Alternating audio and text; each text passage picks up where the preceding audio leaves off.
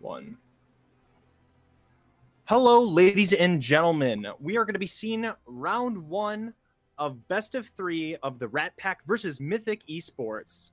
Right now, we are going to be joined by Abbatrombone. Say hi, Abba. Hello, lovely to have you here. It looks like we're going to have an exciting game versus Mythic Esports and the Rat Pack. And because I forgot to mention it before, I am VerdantChaos. So right now we're seeing some classic bands outside of the Rel. I haven't seen a lot of Rel played, but I think that's a pretty cool band to see this early on. But Rel can be pretty potent. Her ability to roam, stick on targets, and just peel for a good AD carry, make your Ezreal a little bit more safe. Certainly, you know, something you might want to watch out for. And if you don't want to be fighting it, because she can just kind of jump onto you. Very good and high competitive play.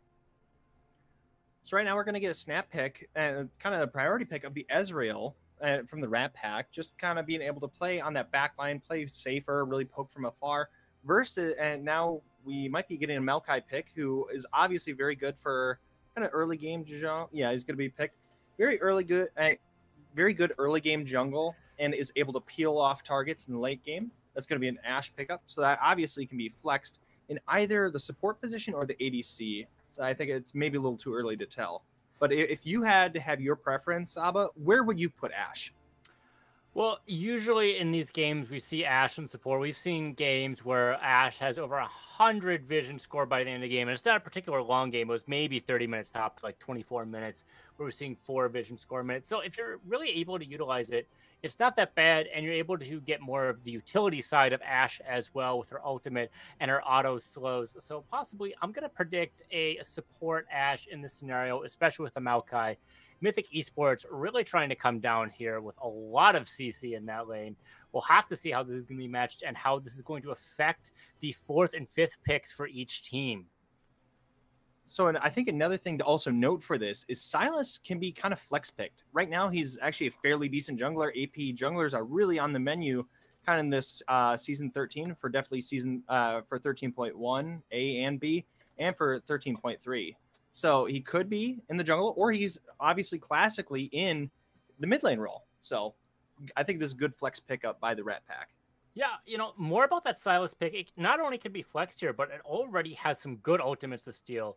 You know, Ashe's ultimate, the Enchanted Crystal Arrow, very good. And it technically, I believe, scales with AP. So that's not going to be too bad on Sylas. You know, Shen ultimate, going in, shielding your allies, also scales with AP. And then Maokai as well. So good ultimates to be stealing here. And it looks like we're going to be playing possibly for some more bot lane stuff with, you know, we saw the Karma round 1, and then we're seeing the Xayah and the Thresh on the side of Mythic Esports. And of course, the Rel for the Rat Pack, and then a Seraphine as well. So we're probably going to be seeing a strong bot side in the side of Mythic Esports. So that might be their win condition in this game. So right now, I'm kind of curious as to your thoughts on this. How does Ashe fare against Ezreal? Because is he able to stand far enough back to really space out a potential Ashe poke from either ADC or support? I don't know the bot lane as well as you do. How does she fare?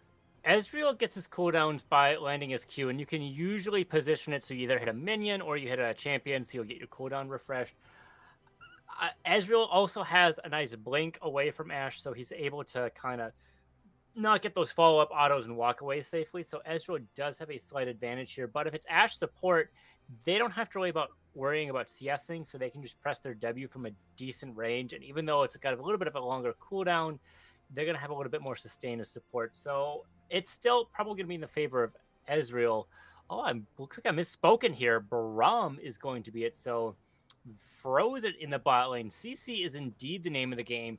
Mythic Esports doesn't quite have the damage they want like the Rat Pack. They have Jax and Ezreal, but Mythic Esports, Ashe is more of a utility pick.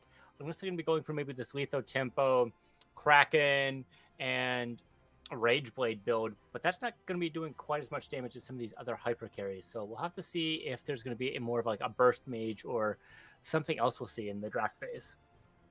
As you're kind of mentioning, they are on the lower end of damage. How they are monstrous in the CC sort of end of things, but right now they have Maokai, they have Shen and Braum, who are all kind of mostly magic damage champions, and Ashe supplementing obviously a little bit of that AD.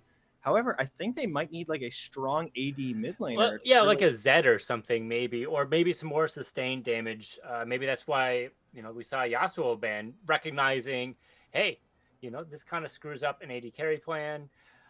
Not to mention, it's AD, good mobility, and if you have a Braum knock-up, if they predicted that, or the Maokai knock-up, that they could have been predicting possibly a Yasuo mid laner. We'll have to see if we get an AD. It looks like we're going to go for the other half, brother. Certainly makes a lot of sense. Also does a decent amount of magic damage with his E-recall. But nonetheless, it's still going to be a lot of AD with his auto attacks to go with it. So good round. I think right now, looking at Mythic Esports, as we kind of talked about, some of their a lot of their CC, is Yon really able to work well with this squad? Yeah. Yon might have a little bit of a harder time trying to get in here with Ezreal being able to space out, and then Jax with a possibly like QE to go in. But there's a lot of peel to be had there, and Yon can always just press his E back and then possibly ultimate in. Or there's a decent chance to be looking for a flank angle here. If Yon gets ahead, he should be able to probably even 1v1 Trundle here. Shield Bow is a pretty good power spike, and of course, he doesn't feel the benefits of the IE second as much, being he's already building it second with his passive. But it's still going to be a strong, 2-item spike comparatively to some of these other champions. We must all Absolutely. I'm also excited to see some of this early game out of just both teams. You have Trundle, who can really help pick up a lot of early kills with the pillar placement. But also Maokai can really kind of get around the map, help out with some vision, kind of come in from the sideline. If they have like phase rush, then you go like maybe water walking or celerity or something of that nature. And you can really just kind of weasel your way into these lanes and get some of these early kills. So I'm excited to see how some of this early pressure starts out. Yeah, we'll have to see how that ends up going. It's also kind of important to note the jungle routes could be kind of interesting because some of these, junglers are going to be clearing faster than others. And, maybe Trundle's going to be going for an early gank here, trying to get the bot lane ahead, or maybe he's going to be playing for more of a power clear. He won't be doing Raptors quite as well, not having a lot of AoE damage until he gets his Tiamat. But Maokai, I don't believe it's a particularly fast clear as well, and has a decent gank setup as well. So we'll have to see if they try to match each other, split the map, or if they try to get some early ganks in as well. All right, so looking at just all of these lanes across the board, which one of these lanes do you think is the most volatile? Just for ganks in general. The most volatile in terms of ganks?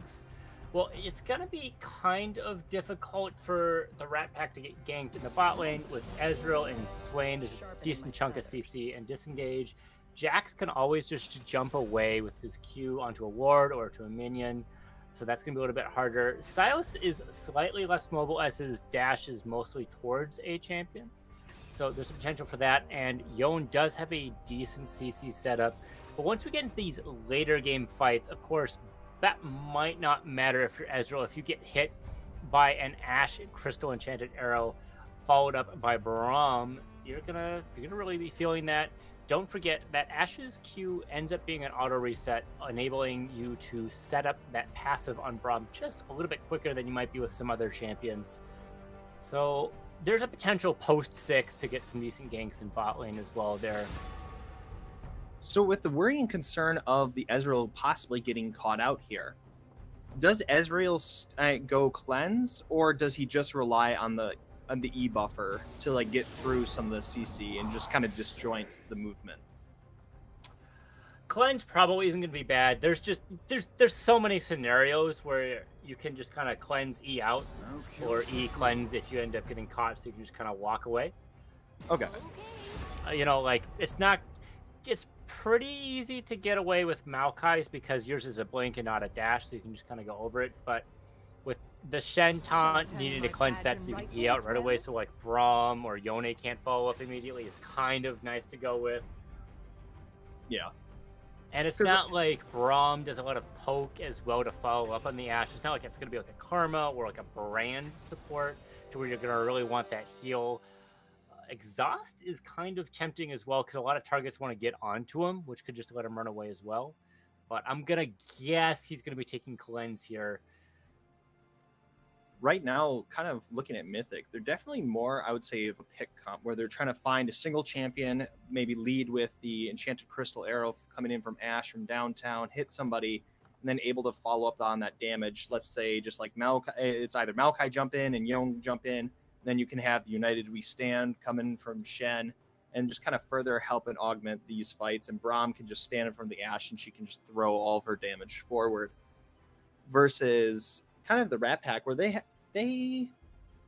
aren't, they're kind of a pick comp. Honestly, I think they'd be better off really suited to go for some of these counter engages because you have Trundle. Like if you have let's say Shen or Maokai being the ones to start the fights, you can just subjugate them and you can kind of really crunch out some of these little some of these juicier tanks. I say Maokai doesn't build a lot of armor early, but Shen definitely. Absolutely. A nice pick comp. They're going to be trying to get some vision. The Ash is going to be able to get you all that utility that you want, and your team's going to have a lot of follow-up. And if things should turn south, Shen can obviously just ultimate in. And there's pretty good disengage as well on the side of the Rat Pack. So they might be having a little bit harder time getting in here. But if they're able to find some of those picks and get the number advantage from just killing someone outright right away, that might not matter about their disengage as well. But they do have decent scaling as well, so they might need to find these picks in the early to mid game where they're going to be spiking fairly hard. All right. Well, in the meantime, I just wanted to apologize to everyone for kind of the misleading titles, but this is the Rat Pack versus Mythic Esports, and right now we are unable to update the title. So we will just kind of keep announcing that throughout the stream as we go along, just so for any of the new viewers that join in with us. But for the time being, as we wait for the spectator delay, we are going to go to commercial break.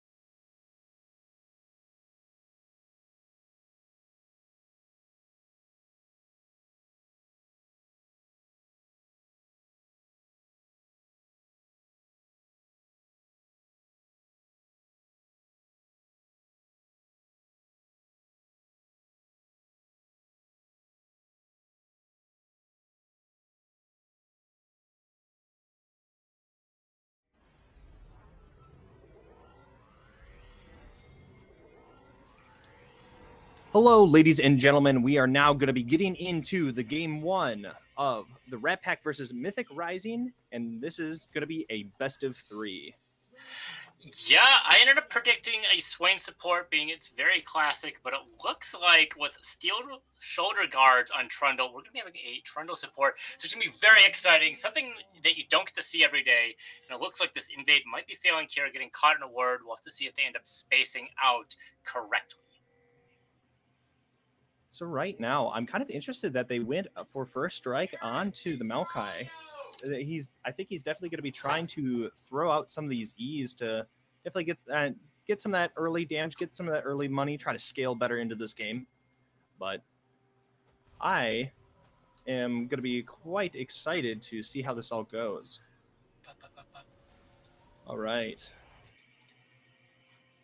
So right now, man, I haven't seen Trundle in the support role in a hot minute. Like, I think the last time I saw this was like 6 months ago. I think it very much has viability, but I think it's going to be a little bit difficult here. But they're going to be forcing kind of a splitting of the map here. So Hito trying to go in, get some of these bites off, and Greg's going to be getting the pickup on that red immediately. The pickup on the red there, an early invade. Something you don't want to be on the receiving end. We'll have to see if that ends up getting a split map or if this is going to be engaging in some more fights or not. All right. All right. I'm just going to... I was fiddling with my mic. It seemed like some stuff was going wrong. There we are. Sound better now. Sorry, folks. No, it's all right. I just wanted to ask everyone out there, are we able to see at the scoreboard? Yeah, we can see this. I can see this. Oh, no. We can't see the scoreboard. Never mind. Sorry about that, folks. But right now, looking at objective-wise and just kind of looking at the map altogether, what would you really want to focus on the side of the Rat Pack? For the side of the Rat Pack, well, I think right here we're going to be scaling pretty decently as the Rat Pack. You are next on Ezreal. Bagels on Silas scales pretty well. Oh, possible invade. You might be getting a first blood here on Greg. That's going to be a flash. Ooh. Well, that's going to be a jump in from the Jackson. That's going to be a pickup for Dragavin onto Greg. Going to kind of be punishing that early... just kind of cheese that Greg had onto the red buff of the Rat Pack side. And yeah. Bagels is now level 3 and Greg's still stuck at level 2. You got to keep in mind that's going to be a buff on Dargavin. The rotation there was only able because of how they were able to push that lane up into Tedger 2000. Oh, we're going to be seeing a fight in here. Okay, we're not. Right now, and Yon's just able to kind of throw in a lot of this damage. Kunji can obviously, with the Raven stacks, kind of get some of this health back as the lane goes on, but he's kind of stuck in a bad position. Right now, he has Conquer, in which he wants some of these fights to go long, but Yone kind of wants these fights to go long as well, and he's able to kind of abuse him more because he has the Ignite for now. So he's going to be unable to really heal some of that damage back, unless he can just poke it from afar. Yeah, it looks like we're also not predicting Ezreal going heal here instead of going for a cleanse. So we'll have to see how that goes to play. Very aggressive lane with the combat summoners, although we were expecting slightly different supports in this matchup as well. Something we didn't really talk about is Braum's able to stop a lot of Ezreal's poke. So your next isn't going to be able to pump as much damage into an engaged support, which is kind of what you want to do so that they can't get their setup and peel for their AD carry, or they can just jump in and start a fight. If they're low, they can't do that, of course. So with that consideration in mind, do you think that Conquer was an incorrect choice of Keystones here, or do you think that's still fine despite the damage kind of being mitigated by the shield? You can still scale the Conqueror here. Oh, ooh, right now, Tete going in, going to be committing the Ignite onto Dragavin, but Tete is going to be getting the kill and the red buff with it. He will be committing the Flash and the Ignite there, but Dragavin just really had a timer where he could not kind of get away from this damage here and kind of dove in, try to recommit back to it, get some of these grasp stacks, but is going to be going down as a result. Yeah, using all your abilities there to try and get stuff down. Shen can stop some of those autos to really proc stuff off. So if you're able to stop the grass prac at all, that's going to really help out there. Exchanging the red buff hands. Don't forget, we're seeing level 6 in the top lane there. A good 2-level lead certainly helps you win fights, especially when you have a buff on your side. Not needing any mana as well. It's going to be a good slow and some damage here, especially with the slow push. There's a possible dive handle here with Greg. So right now, I think this would be risky. Obviously, Tay-Tay's trying to get some of this extra damage in, but with the counter strike, he's going to be able to return a lot of this damage back into him. Right now, it looks like they might be wanting to try a dive here, but now you have Bagels coming in from the backside. He's going to be getting the kill onto Tay-Tay. Now it's going to be Greg trying to run away. Bagels might be chasing him down, trying to get some of the extra damage out, but nope, going to be letting him go, but probably going to be shoving in that top lane to just assure a good Jax back. Yeah, red buff has exchanged hands once again. When you're that low, sure, it does heal you, but you have to be out of combat in order to be able to get that benefit from it. So when you're low, it was probably just better to get the wave shoved under. But with jungler being right there, they were able to start a fight. Oh, that's United We Stand coming in, and they're going to be getting the return kill onto Bagels, and Tay-Tay now having 2 kills. Has a lot of this scaling health. VH is also going to be looking at the mid lane, seeing if he can get a possible side swipe on this. Kunji trying to get some of the damage off. Phil's going to be jumping in. That's going to be flash in from VH, and he's going to be throwing the ignite on Kunji, but Kunji just kind of sniffing out this gank here and being able to back off here. But now Hito and You're Next going to be pumping some damage into Lady here on the bot side, recognizing that Brahm's gone. We can kind of hit you and with kind of impunity here. Yeah, taking things back over to that early jungle invade. With the wave being shoved, they don't have to risk as much going in, and getting a free reset from your death, being able to expend that gold, enables a jungler for Greg to try and take some stuff, and then, of course, Tay-Tay can just ult in, take some stuff, and make buffs change hands again. Ooh, right now Phil going to be flashing in, trying to get some of this extra damage. He's going to be getting the pickup onto Kunji. That ignite really putting in the work here.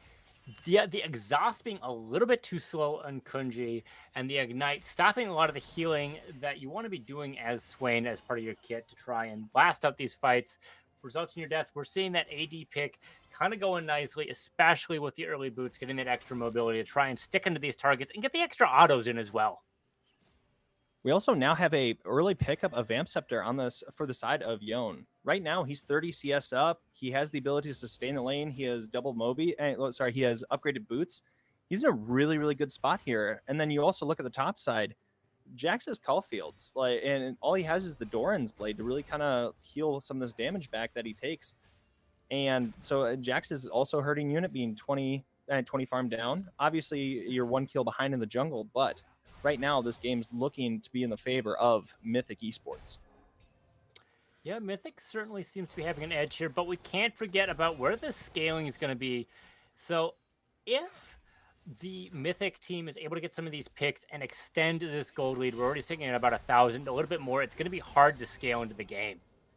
Like right now, Dragon's going to be going all in on Tay-Tay. He's going to be trying to get this stun off. That's going to be a dash in from Bagels, and Bagels getting the damage through, and that's going to be a pickup on Bagels. And right now, he's just finding a lot of early action in the top lane. Kind of actually on both sides of the field, but right now, that's going to be Mythic going for the Dragon in response. Yeah, this draft pick has really changed things. We're predicting a lot of action in the bot lane, and it's been shifting over to the top lane here, although we can't forget about this first early Drake as well on Ocean. Dargavan was able to get a kill here and is going to be able to get a lot of plates. Shen doesn't shove the wave quite as well. It doesn't have the AoE damage that he needs, but he might be getting caught out here.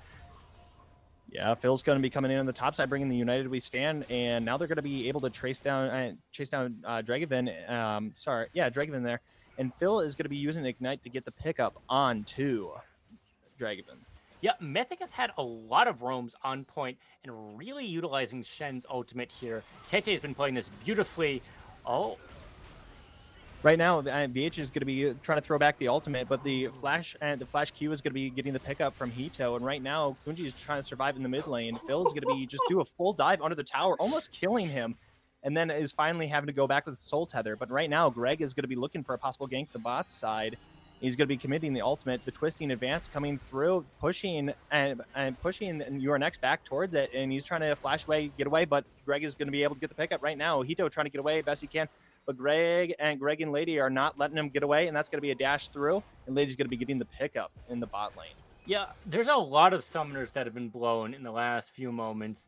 You know, Hito's flash has been burned. You Are Next both use their heal and flash, not having cleanse here, getting caught out. We can't forget about Ladyboy's flash as well. And, you know, the ignite out of VHX as well. A lot of summoners have been happening, a lot of action. And the gold lead has been extending even further onto the side of Mythic Rising, which is exactly what they want to be seeing here in order to get some more of these picks.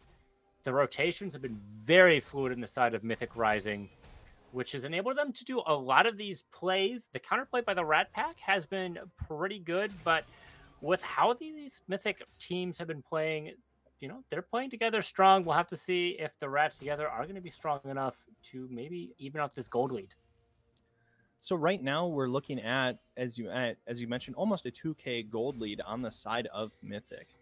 But they definitely do have the scalers. Jax wanted to just kind of all in commit to Gideon this Divine Sunder and really just possibly turn around this lane. But right now he's going to be jumping in after Tete. Hito is going to be using the pillar, but now they're going to be able to get the counter strike onto him. He's going to be blocking some of this damage coming through. Tete going to be getting the flash away. That's going to be ultimate down for Dragovan. But now Phil is kind of rotating towards the top. They're going to spot him out on the Tri-Ward. Arrow Bagels is now up there. Yeah, the Enchanted Crystal Arrow unable to find anyone for basically a possibly elongated play there. But right now, Phil and VH going to be looking to dive onto, and yeah, Kunji is just going to be going down. Oh, you hate to see that, man. But yeah, we're going to be seeing Shelly in the top side, going to be taking this tower down early, which would allow Jax to kind of rotate around the map. For sure. When you see 3 people top, you know where a lot of the resources are, where the jungler is going to be. So you're able to do a counter play into the mid lane, get the pick, get that lead that you want. Of course, that tower going on top side is going to be pretty good. We'll have to see if Tete is going to be sitting here trying to just farm things out, or if they're going to be trying to shove so that their wave's extended and they can really utilize their ultimate, which is right up right now for a possible another play. No real objectives are going to be up. Dragon, of course, is only in 1:30, so there's a lot of time to reset, get some of these mythics on here, and we're already seeing some big power spike. FIL already having his Bork and Boots, and of course, Ladyboys already having Kraken Slayer and getting the magical footwear for even more movement speed. You know, the slow, plus you get the velocity in your runes. It's a lot of movement speed to hide away from. Right now, Phil's just diving Kunji again. Kunji just trying to get away the best he can, and he's going to be living by a slight amount because the United We Stand coming in from Bagels is going to be saving him there. But now the Enchanted Crystal Air are going to be jumping in on the mid lane, and that's going to be hitting Bagels there. But now they're trying to get some damage off. VH is going to be covering up some of that damage, but now Dragovan going to be jumping in on Tete. He's unable to hit him. Is he able to pick up the kill? He's going to get flash forward. The ignite coming in from Tete. So that's going to be a 1-for-1 out of the top side. Yeah, this top play that we saw earlier, trying to take that tower, is really bled into how this game is going to be going. It's why tons of bagels. I had the Shen ultimate going able and saving Kunji, which is very good for them. Trying not to get more gold onto this Yoni, of course, is always a good thing for their composition. And of course, Dragovan is able to push, Tete out. Ooh. Phil's going to just be diving Kunji again. Kunji going to be committing the ultimate. That's the exhaust coming through, but that does not matter. Phil has just too much damage. He's going to be kind of getting low here, but now Greg is getting set up for this dragon on the bot side. Right now, Lady and VH are going to be shoving in this bot lane, and they're unable to really do much here. Because if they pillar VH here, he's just going to be diving over to Ladyboys. And then if Ladyboys comes through, he's just going to jump over and then throw the shield up. So it's kind of a little bit tough on the bot side for them to really find any traction here. Kill-wise, I would say. That's going to be twisting advance taken by Bagels. Now they're going to be dumping this damage into the dragon. And this is going to be a twisting advance coming through. And now these United We Stand Ladyboys, they're going to be dumping in the damage. The blue team's going to be getting the pickup here. And right now, Hito's going to be getting low. They're going to be getting a pickup on VH. Right now, Tete is trying to jump into the back line here. Get some of these pickups. And that's going to be multiple people falling. And that's going to be Dragovan and Hito going down for the return of VH and the dragon. It doesn't look like this play is done quite yet. FIL is trying to maybe steal this red buff, or the jungler for that matter. Looks like he's only going to be getting away with red buff. Ooh. The numbers advantage is exactly what you want to be seeing out of a pick comp. Rotating, getting these. Sure, they didn't get the dragon, but they got multiple kills. And that's going to be a nearly 3,000 gold lead. We're talking about 2,500 right now, which is only going to get worse for the Rat Pack with this bot tower going down as well, getting their first tower and possibly a second one here. Wow, this is just going to be Phil diving in again. Right now, he has a 3-level lead. It doesn't matter. He doesn't even have the stopwatch yet. He's now 0-4. That's just quite tough for Kunji in the mid lane. Blade of the Rune King is a very strong item, but the gold lead in itself is really enabling this because when you're dead, you don't get a lot of experience. So mid lane's already having an XP advantage. And we see an XP advantage on the side of Mythic Rising top lane as well, which is going to make some of these fights harder. They're not going to be getting some of this scaling. When you're down levels, your ability points aren't going to be up as high. And you're able to just kind of have to sit back when the other team can just force fights onto you, like we're seeing.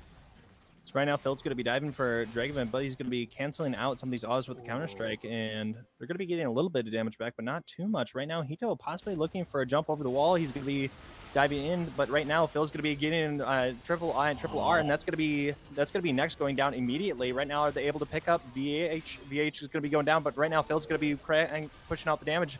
Begel's going to be going down. Dragoman's going to be going down here shortly as well. And that's going to be a stun from him. That's going to be a wall jump.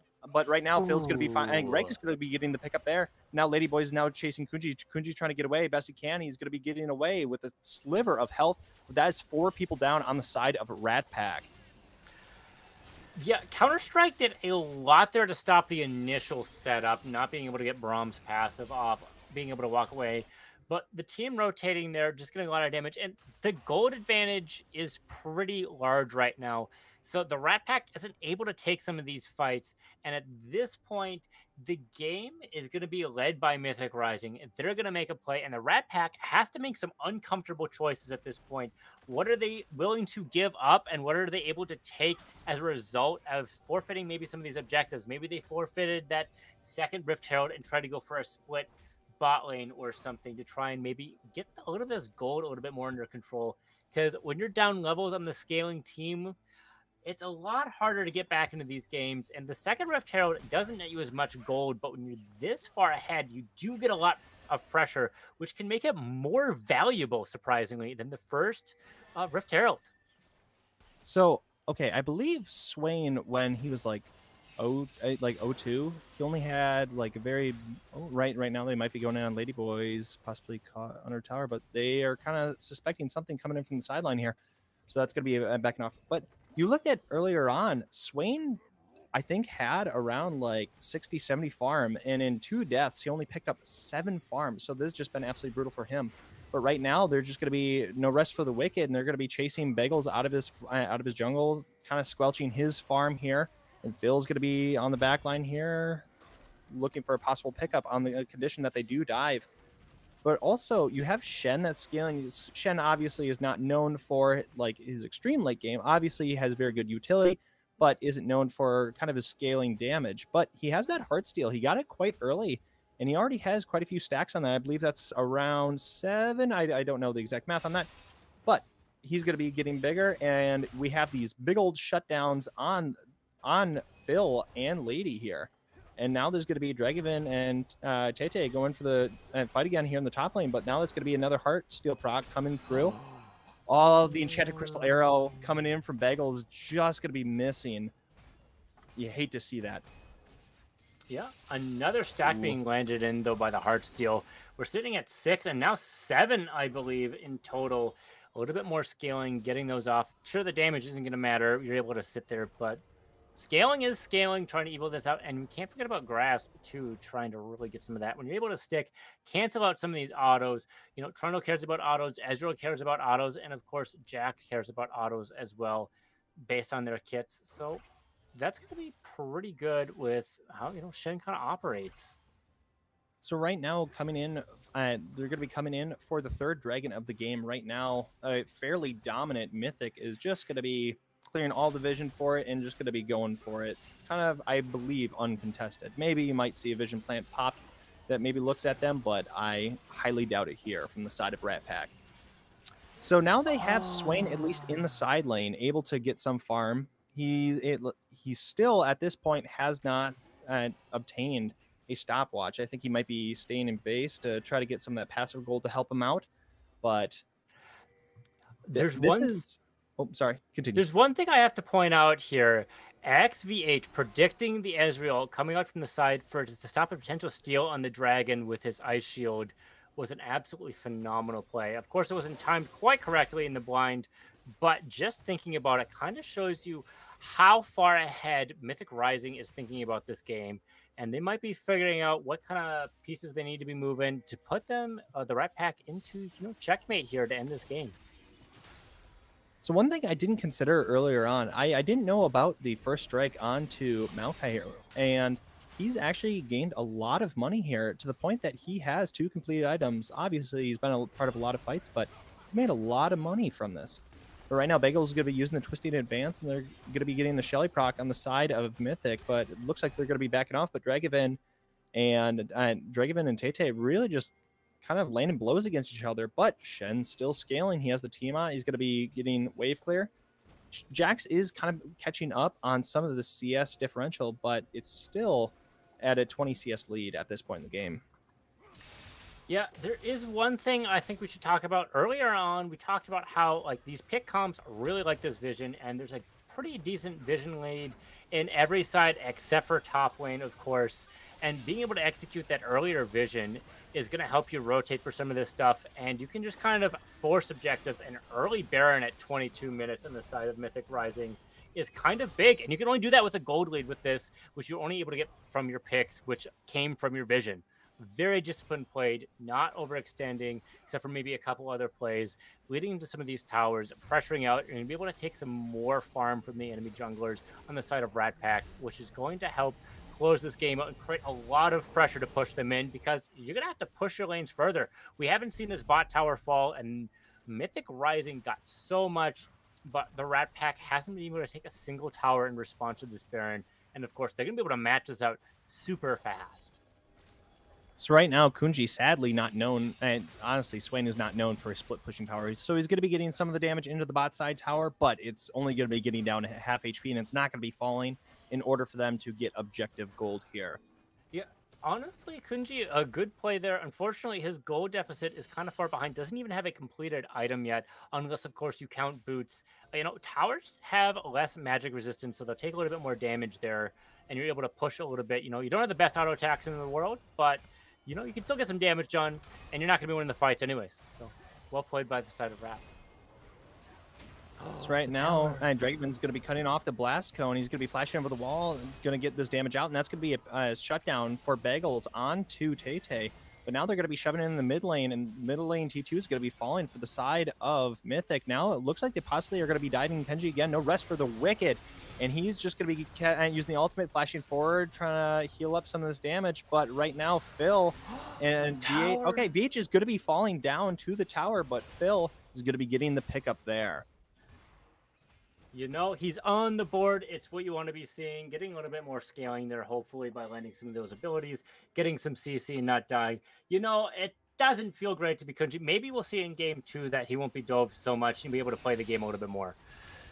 Right now, Phil and Bagels is going to be finding each other, and Phil's going to be just getting an instant snap pick onto him. But now this is going to be United We Stand onto Phil, and they're going to be returning this damage. Dragovin just trying to jump out as best he can. Tete unable to get the taunt.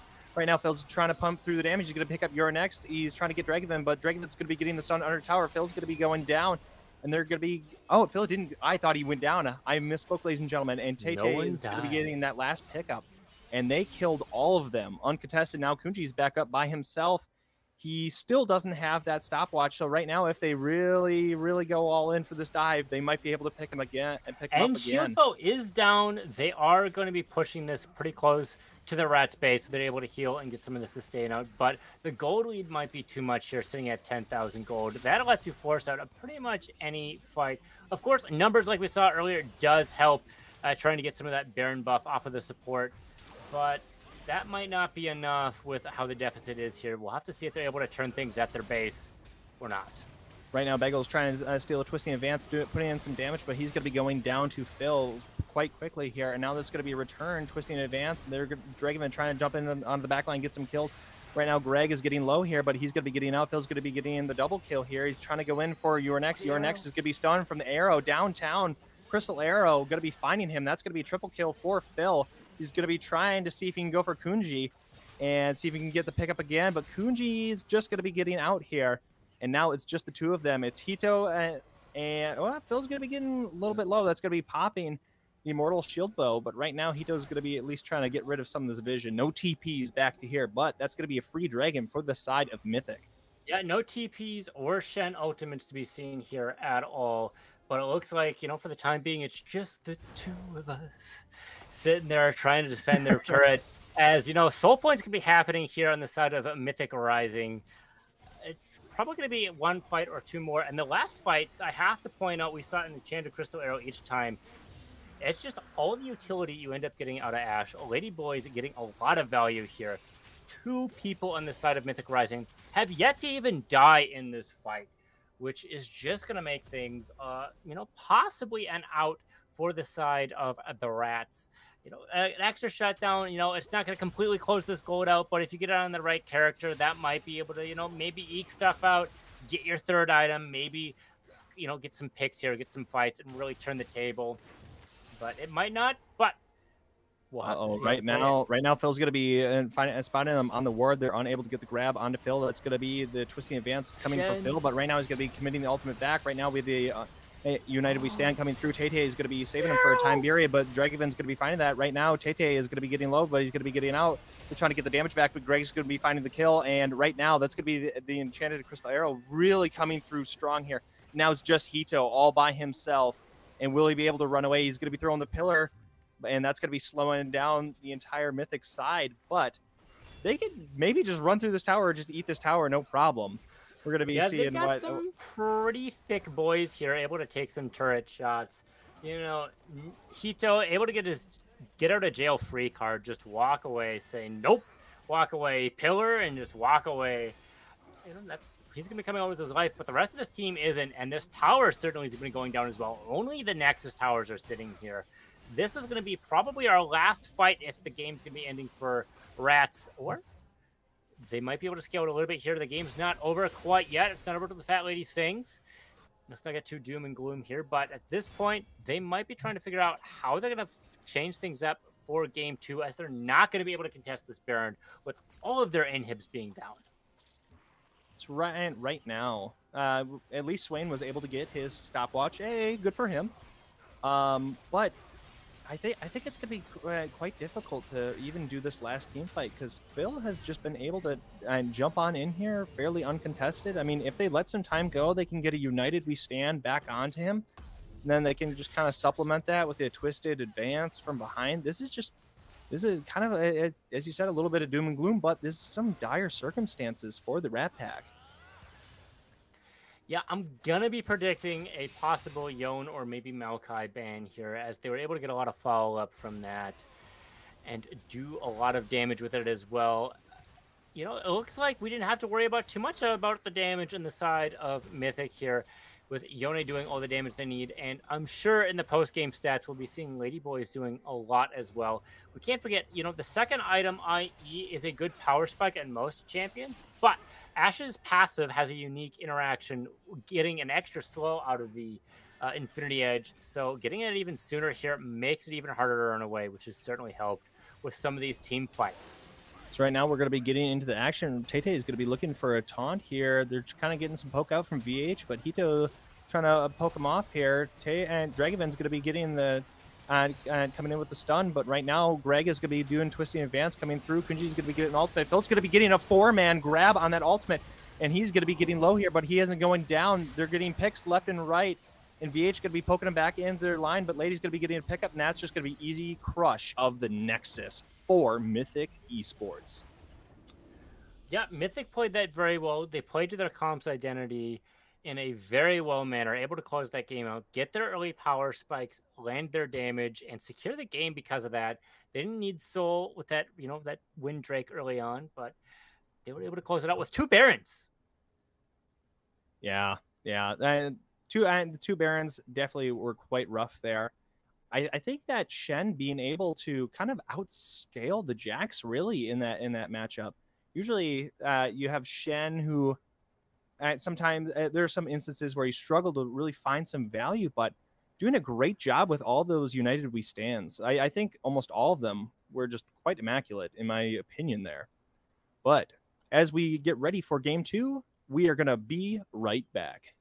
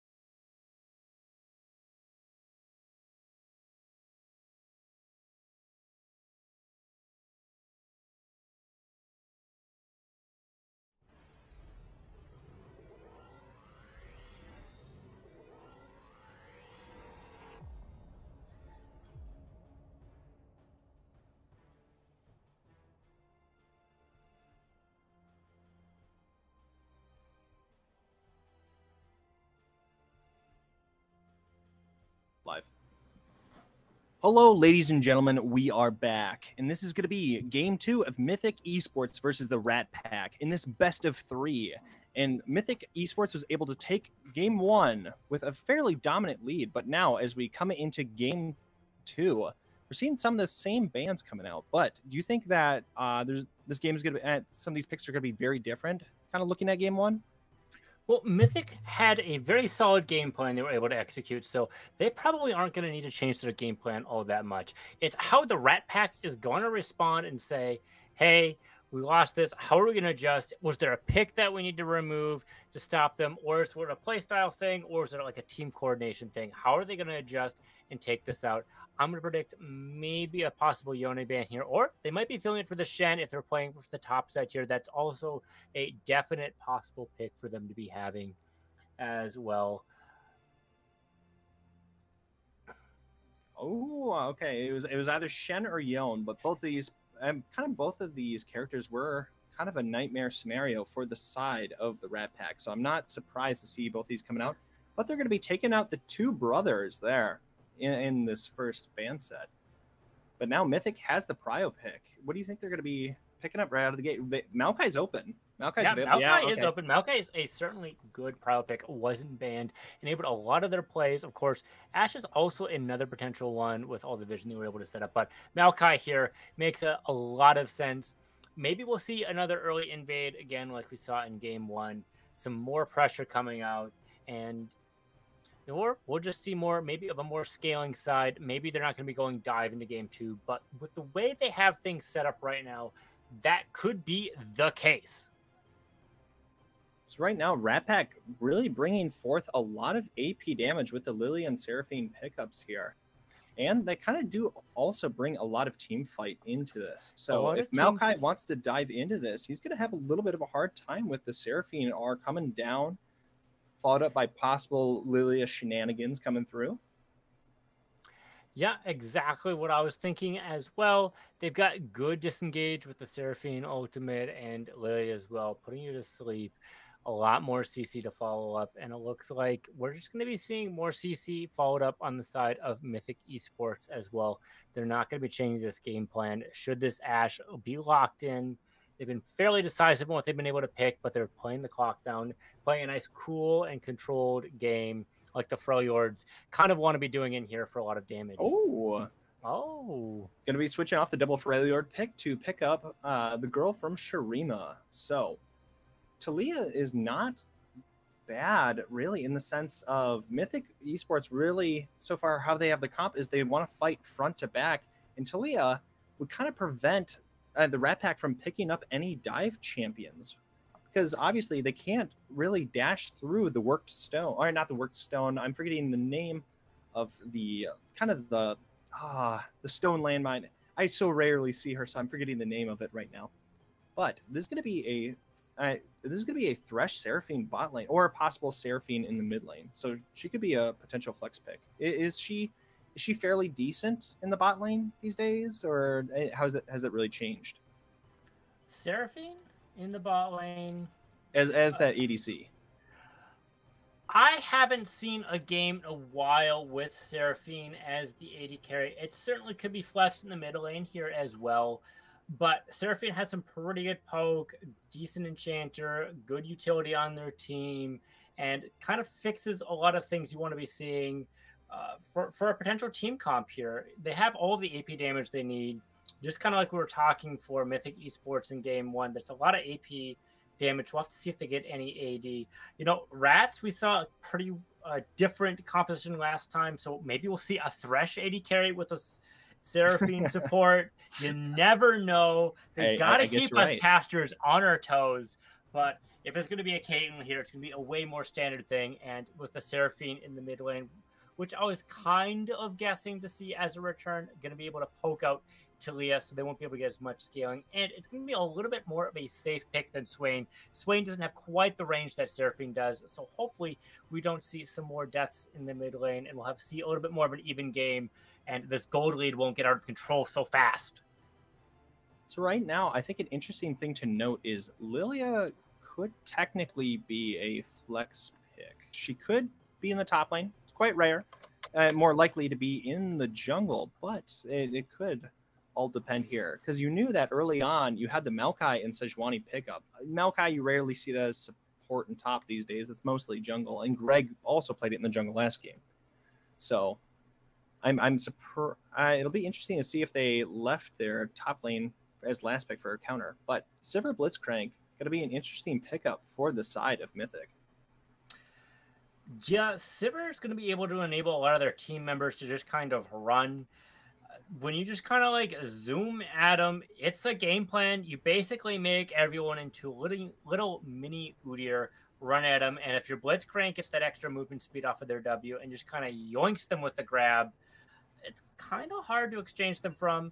Hopefully he doesn't end up grabbing the Camille, where they might just press R, hit the backline, and get a kill, and maybe just hop on over the wall with her little fancy legs. So right now, I think a lot of pressure is going to be on the Seraphine and this Thresh to perform, because you have a lot of these big bodies coming through in the form of Maokai, Sejuani, Blitzcrank. Again, Sivir's going to be rushing them in there with her ultimate, and that's going to be really on them to either peel those people off or kind of, like, from the sense of Seraphine, throw the charm in there and try to disrupt their game plan. But it's going to be, a lot of this game is going to be in their hands.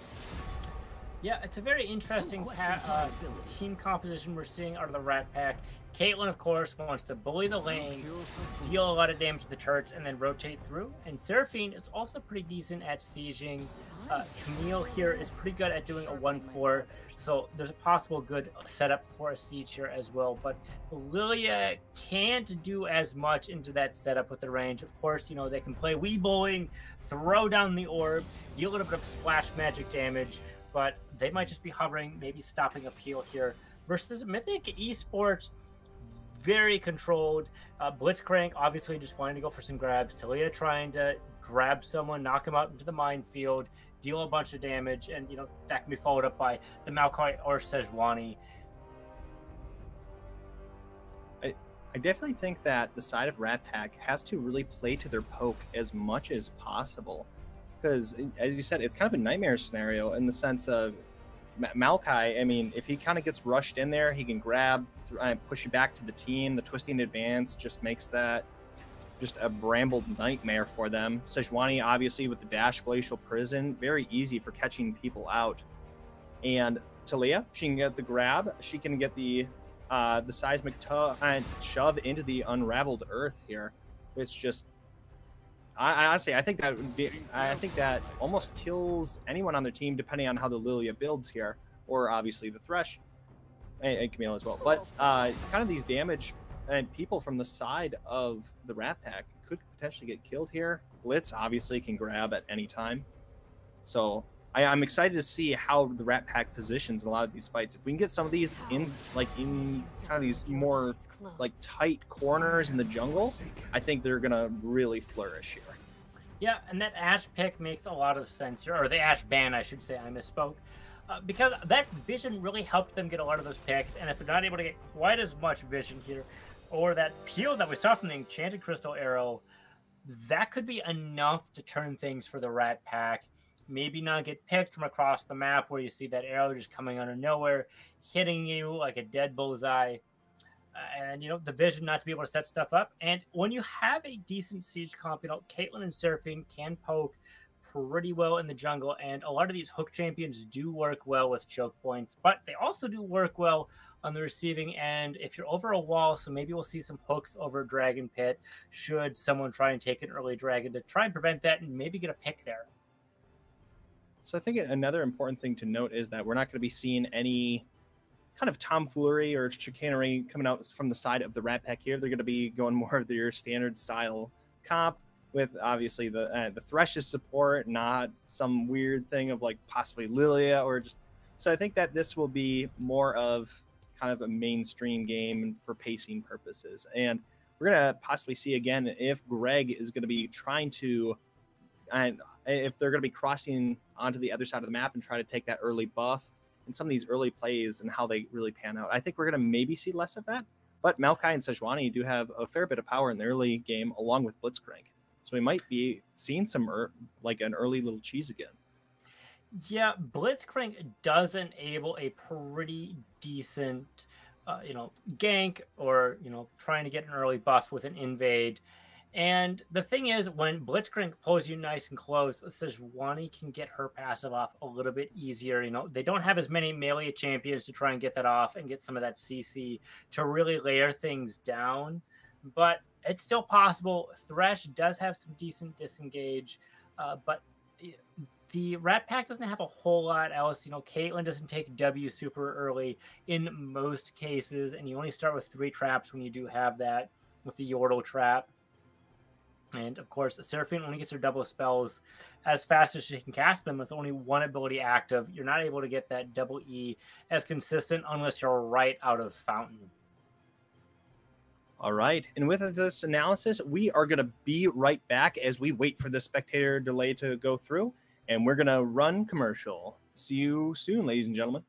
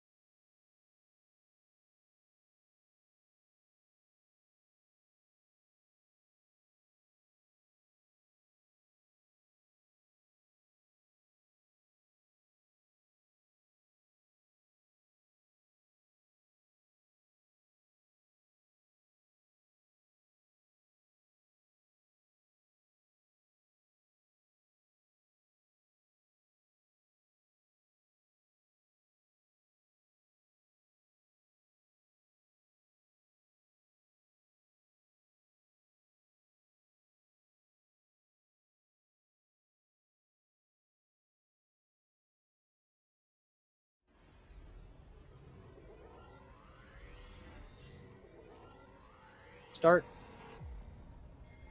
Hello, ladies and gentlemen. We are getting on our way to game 2 of the best of 3 between the Rat Pack and Mythic Esports. Mythic taking game 1, but now we're going to be getting into this game. We might see some early aggression here. Yeah, a standard 5-point, hopefully catching things out so that Mythic doesn't get another early invade. Again, looks like there's Caitlyn or You Are Next isn't backing off quite enough, or they're going to be fine. They're able to catch him out.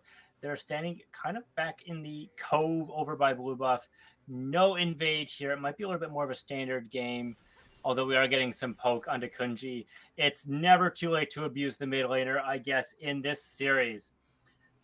Right now, Phil just kind of being quite disrespectful, I think. Yeah, flashing emote at him, getting the first strike gold damage onto him. First strike gold, indeed. A little extra money to help them go. A little extra money don't hurt no one. As a Gangplank main, I'm sure you will appreciate seeing that extra little money where you spam paying the extra gold you got before everyone else. Ask them what they're doing. Well, right now, Tete in Dragonman is going to be poking out some of this early damage, but Tete is going to be kind of getting pushed off, but he's going to be jumping back at him, putting some of this damage through, but Dragonman's going to be... Ooh, Tete able to get that last grass proc. Oh, and Dragonman's going to be getting some of that back, but now Tete is going to be down to half here, having to chug pot already. Yeah, Dorian's shield will be helping that out as well, but we'll have to see how this top lane plays out again. They were playing a lot there, and with how the jungle has been clearing here, they might be trying to go for a hover or change their game plan for bot. With the Raptors into Krugs, it's not something I've seen as often in some of these games before. But we'll see if a Bagel's pathing ends up paying off. So right now, Dragonman's getting this early level 2, going to be getting the stun off on Tete. Tete is going to be getting low, has no flash here. And that's going to be a first blood for Dragonman, securing this kill. Right now, Tete only has TP and Ignite. So for later on in this game is going to be clearing a lot of these waves. But Dragonman able to kind of really abuse this in the early game. That's going to be forced TP out of Tete. And we still have that level difference here in the top side. But for the side of Bagels, he's just going to be clearing on down through his jungle. Yeah, Dragonman's clean trade at the beginning, able to get them a little bit more gold here, or the HP difference, I should say. And then that's able to transition into a level 2, which ended up getting them kill. Now, this slow push isn't going to be as punishing here with forcing an early TP, able to kind of fix some of that earlier mistakes. But that's going to be an extra kill on the side of red side. So for Rat, for any of the Rat Pack believers out here, they're certainly getting paid out a little bit earlier here, although it is still anyone's game to take. It's right there. And Dragonman was unable to get the full wave under because Sejuani was kind of eating a lot of that damage. Tete was eating a lot of that damage.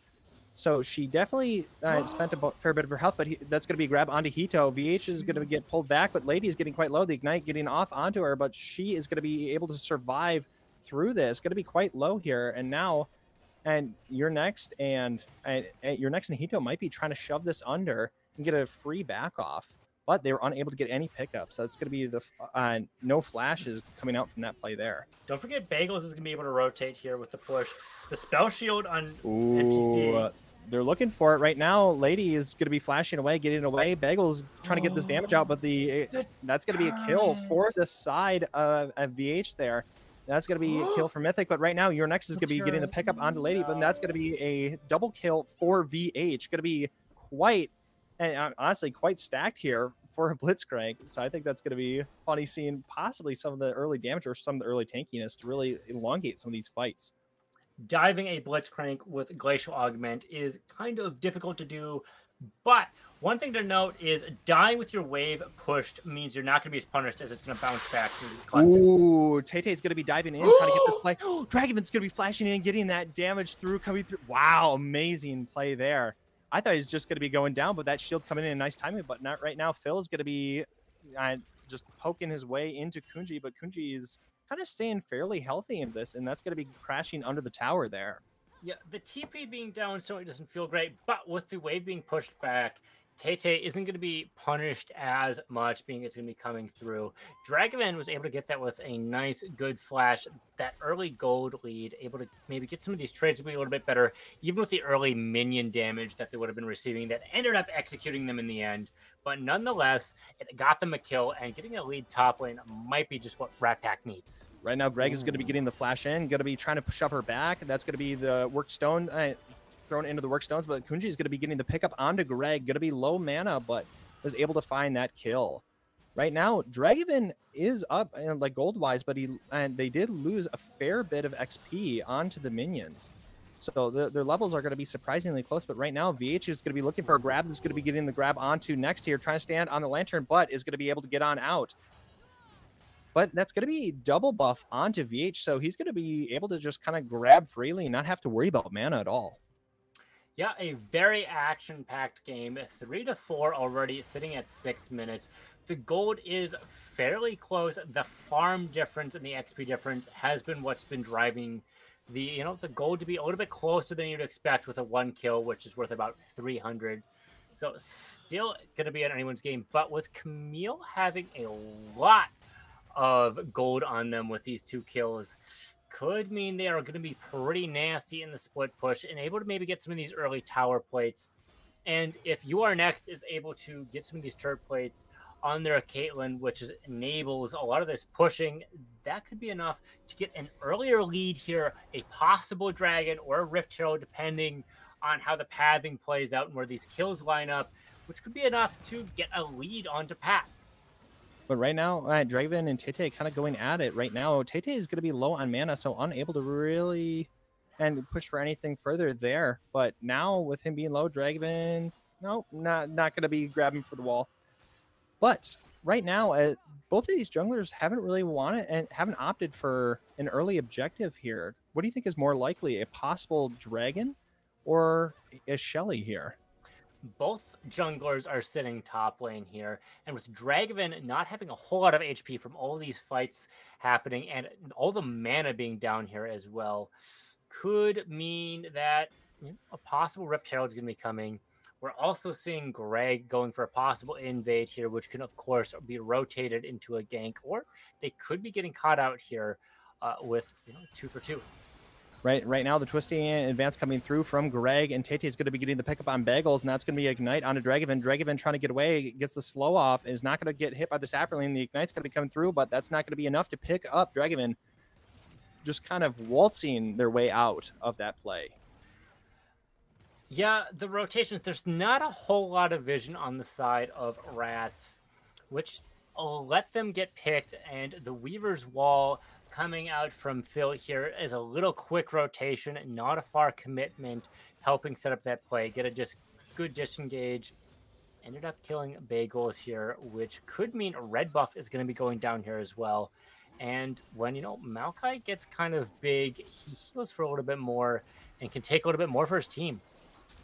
Right now, that's going to be Bagels getting that grab onto that, but they're going to be rotating onto Greg. Greg's going to be trying to get out best they can, but this is first strike onto him, who's going to be getting the pickup. That's going to be Dragovan. Right now, both the sports grabbing onto each other, but that's going to be Phil in the bot lane, and that's going to be Hito going on down to Lady, and they're going to be shoving this wave in. That's good lane gank by Phil. Yeah, Phil's able to get a lot here, and with Kunji not being able to quite shove things under. Uh-oh. VH is going to be diving in onto next here, trying to get some of the extra damage off. That's going to be a lot. The snap traps coming through, the headshots. That's going to be an ultimate coming in, and that's going to be a pickup from next onto VH. He also had a shutdown from the double kill when they tried to dive him earlier, so that's going to be more gold to be thrown onto the Caitlyn. That might give her a little bit of the life she needs for this lane. 2-1 for sure. That Yordle traps is not just for Yordles, despite what the name might be saying. It works for Iron Golems as well. And getting that kill there, getting that shutdown on such an early lane boy can make things a little bit harder for Ladyboy's Sivir, able to get maybe a little bit more damage with some of these extra buys and do some more turret plates. That's more gold on, a lane boy. Honestly, for this game, I am quite surprised to see the Ghost on the side of Camille. Obviously, you have a lot of slows with Sejuani being from the Frail Ordinal. However, you kind of are able to just jump through, and your Q gives you movement speed. You have the slow with the W. You have your R, which locks people down, and you're just able to keep on top of people. And so far, she's missed a lot of minions because Sejuani's been able... Tete has been able to very effectively freeze in the top lane.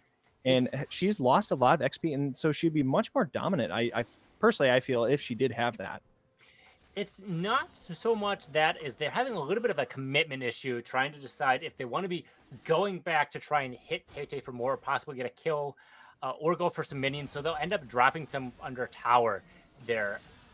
Ooh, that's going to be a glacial grab onto that. And right now, Tete is getting Dragavin low. Dragavin doesn't have any healing yet. Trying to go for the Sunder to try to help augment some of that healing and damage needed for Camille early on. But the Crystalline Bracer, ooh, that's going to be a Glacial Prison max range for that. And that's going to be Greg coming in with the Bramble Advance. And he's going to be picking, the Twisting Advance, going to be picking that up in the top lane. And that's going to be shut down for them. Oh, that was an amazing grab, and that's going to be Hito getting the grab onto VH. VH is going to be trying to get away best he can. The Ignite's going to be getting through, burning him alive, and Bagel is going to be trying to get some damage in the top side here. Does have the R, possibly. They're trying to get some of the damage back off onto him, and he's going to be quite low. Will he be able to get the pickup? Bagel's quite low himself, but that's not going to be a pickup onto Tete. Tete is going to be living through that, kind of that base HP regen. You have a lot of base health regen on and Sejuani. Yeah, there's been a lot of action here, so let's try and kind of unravel some of this stuff. Top lane, getting some of these extra slow pushes, making it a little bit harder for Dragavin to get some of these stuff, getting caught out, and ended up being dove, because the way it enables a good dive, a good setup, and they can kind of wait for some abilities to be used to go in and execute. And of course, with, if the jungler is going to be top side, you're able to get some of these punishments into the bot side, try and get a play there and leverage that extra gold into that lane. So right now, I think an interesting thing to see is that Sivir just has no other item, just has a Kraken. And I find that kind of a little bit hilarious to see. But I think that's definitely going to be a fairly decent pickup here. Yeah, it always, throws me off just a little bit. But of course, when you start with a longsword, that is your starting item. Ooh, VH is going to be running in, trying to get that ultimate and grab onto Kunji, but Kunji is going to be able to get away from that. But then that's going to be a hard steal for Tete in the top lane. It's going to be scaling up even harder here. Well, Camille has missed out on basically 30 CS here in the top. Well, more than that probably, but is missing out on a lot of experience in the top side. It's not just experience here. Despite the kill lead going into Rats, they have a gold deficit because they're not able to farm. Their wave management hasn't been able to be as utilized as some of these other champions because of how Greg has been able to rotate and get some of these plays off. Right now, Hito is going to be getting the grab onto Tete here. That's going to be Lantern in. That's going to be 3 people diving on Tete here on the top side. It's going to be trying to get as many Glacial procs as he can. All going on the way down. He's living for a long while there. That's going to be a pickup for Bagels onto that, getting that 300 gold shutdown. So that's 600 gold over to Lillian. Obviously, the other teammates getting that gold there. But that's going to be Shelly dropped in the bot side, and that's going to be the first tower going down for this game. Yeah, when you commit 3 people top side, that means you can make a safe play bot side because you know where the enemy jungler is. And with how close that fight was, that means, Tete is going to be fairly tanky for a lot of these upcoming fights. Well, that's going to be VH grabbing Kunji over the wall, trying to throw out this damage, but is going to be going down to Lady getting that pickup. That Twisting Embrace really just pushing off next for this fight, and now they might just be rotating this over into Dragon Vision, getting ready for this objective possibly coming up. Yeah. Rift Herald couldn't have been used at a better time. We just hit 14 minutes when Place is going to be falling off. That's extra gold on the side of Mythic Rising to be doing stuff here. They're already sitting here at a 3,000 gold lead at 14 minutes, which is a pretty significant lead at this stage in the game. And they're going to be able to utilize a lot of pressure. They were fairly even in the bot lane for plates, which isn't what you want to be seeing as a Caitlyn player, because you want to be taking those early plates as a lane boy. And when Sivir scales there, it's not going to be feeling quite as great in the receiving end when they're enable a lot of these teams, especially if, Tete's able to run in faster and then dash in and try and stick on some of these more important targets. So right now we're going to be seeing the Divine Sunder coming out from Dragman, and he's going to be able to trade back some of this damage. But right now we have VH that's was kind of looking towards the top side, but is going to be walking away from that as we now are getting down to the wire for Dragon. They're getting rid of this Rift Scuddler. They got the stun onto Phil. Phil's going to be walking out, throwing some rocks on as he goes out. That's going to be 4 people for the side of the Rat Pack here. Phil's trying to get some of these pokes here, get some of these pulls, but is unable to find anyone. But now we have Mythic collapsing to them. That's going to be a grab on VH. That's going to be Twisting Embrace coming through. VH is getting very low. Kunji's going to be getting the pickup there. Now they have the grab onto Kunji. Kunji quite low, but unable to get killed there. And right now, Lady's going to be just getting out. Now that's going to be a grab from Hito. Hito is going to be stopwatching. Everyone's getting quite low, unable to get any pickups. The Ignite coming through. And right now, Nex is still trying to lay out some damage, but man, this is quite close here. This could very, very much go either way, because obviously, if they do start on the side of the Rat Pack, that you do have the dragon damage coming through. And right now, you have VH that's going to be coming back at full health. Yeah, the thing I was a little bit worried about for the side of Rat Pack. Oh, wow. Okay, so right now, your Nex is going to be getting the pickup, but Phil's going to be running them down. Kunji's trying to get out as best he can, but VH is running over, going for the flash, trying to get the grab, unable to find it. But right now, Kunji's trying to buy time. Bagel's trying to throw some Whirl Seeds from downtown, but unable to find any help for Kunji, and that's going to be a pickup for Phil there. Yeah, being re-engaged after a big 4v4 fight was, if you're low and you have a pick comp, they're able to reburst you. When your spells are down, you don't do as much damage with some of these characters, but when they're up, that's when you're going to be able to get it. And if you can just quick pop some characters, that's not going to help, especially when you just put all your damage into a dragon. What threw me off here is that Tate still had TP with a slow push going into top lane. So they could have TP'd, made that fight end a little bit swifter, but they just expected, I guess, Rats to stay together there, commit to that play, and they were able to get top lane out of that. So that was a 2-for-1 in terms of objectives, and in terms of champions, it was more than that. So we're sitting at a 4K gold lead here, folks. Instead, even though it's not going to be that even with an 11-10 kill score. So right now, I think an important thing to look at here is that Sejuani was able to get that last kind of extra push of damage onto the Camille and basically put her down and throw her back into the fountain.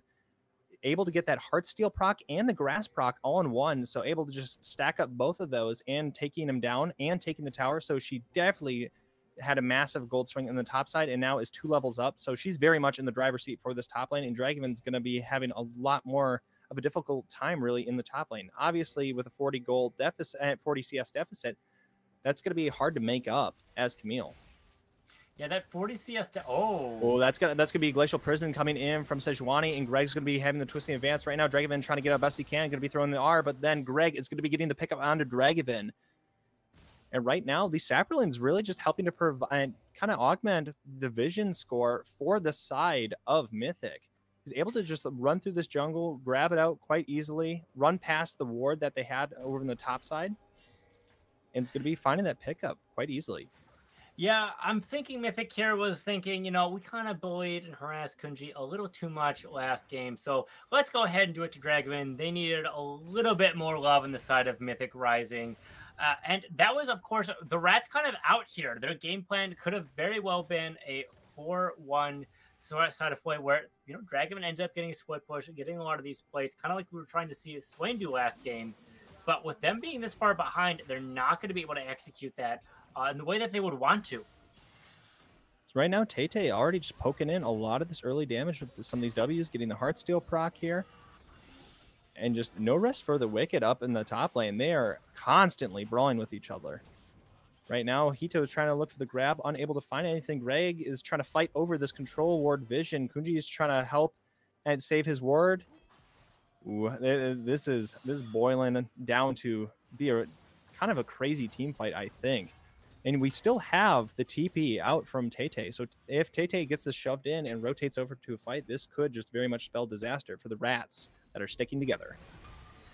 Yeah, they certainly can, but with Baron coming out, we have to point out a lot of the vision was used for this dragon, which they ended up getting but dying for.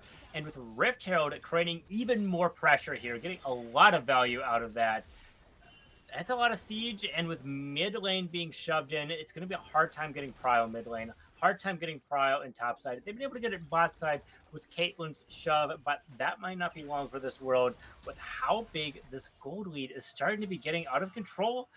The deficit on the side of Rats is slowly creeping up, and the game is slipping away from their fingers. They had a good setup, but we'll have to see if they end up recovering into maybe some of these team fights. Maybe they'll rely on Baron resistance shreds to try and even things through.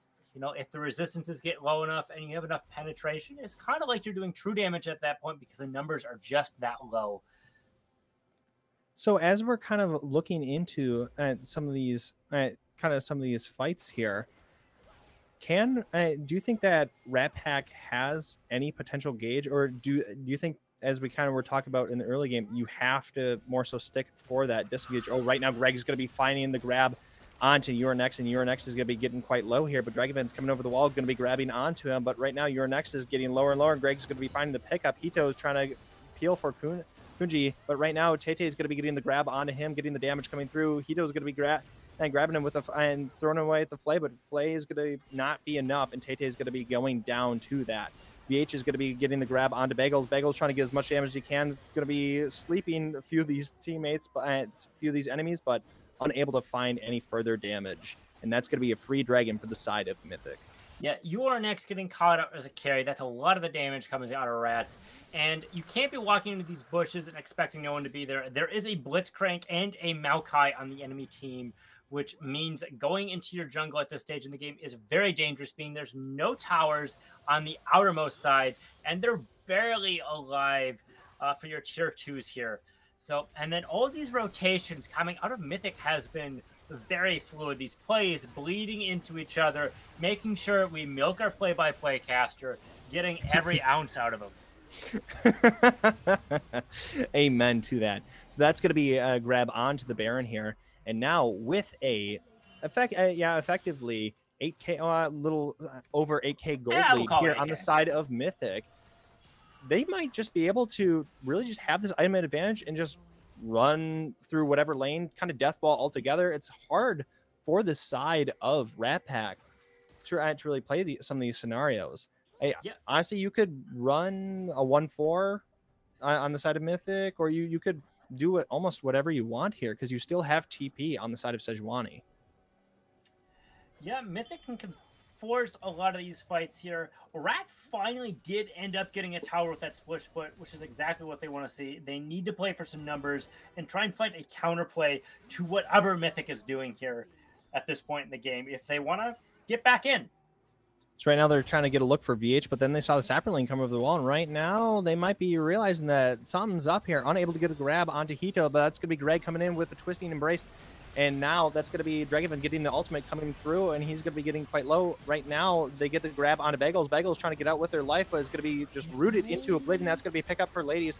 Hito trying to peel as much as he can, but is unable to do anything. Next is falling down. He's falling down. That's also going to be a grab onto Kunji. Kunji trying to get away. Can't do enough damage.